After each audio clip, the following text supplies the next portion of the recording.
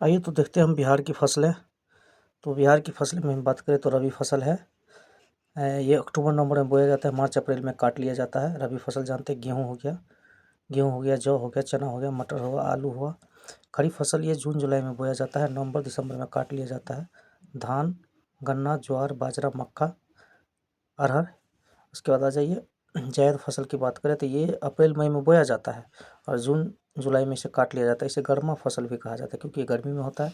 मक्का, jute, मरुआ, तरबूज, ककड़ी, खीरा, हरे हरे पत्तेदार सब्जी प्रमुख इसके उदाहरण हैं। तो आपने देखा बिहार की फसल। अब हम आगे बढ़ते हैं। अब देखिए, अब हम आगे बढ़े नेक्स्ट। इसमें देखें तो प्रमुख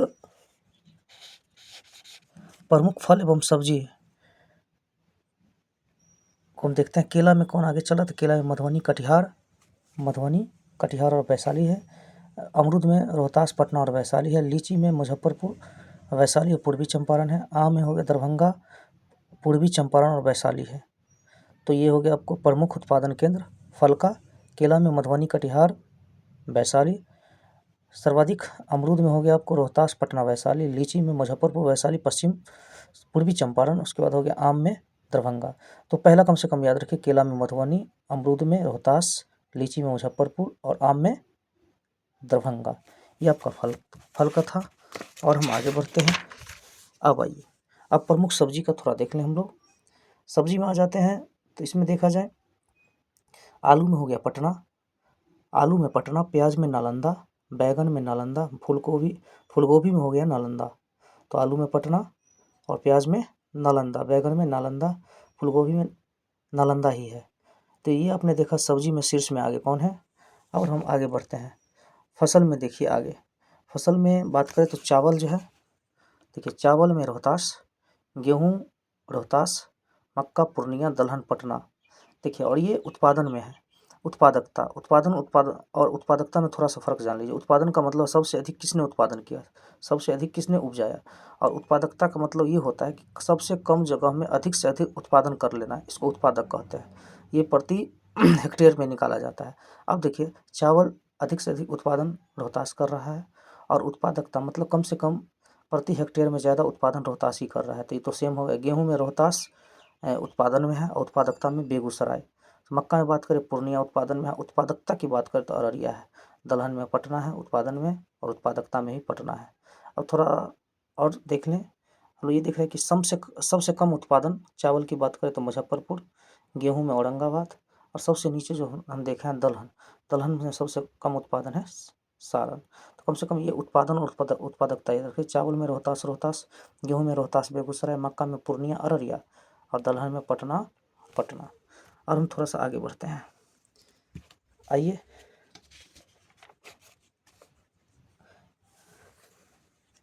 अब थोड़ा हम बातें करते हैं जीआई टैग के बारे में।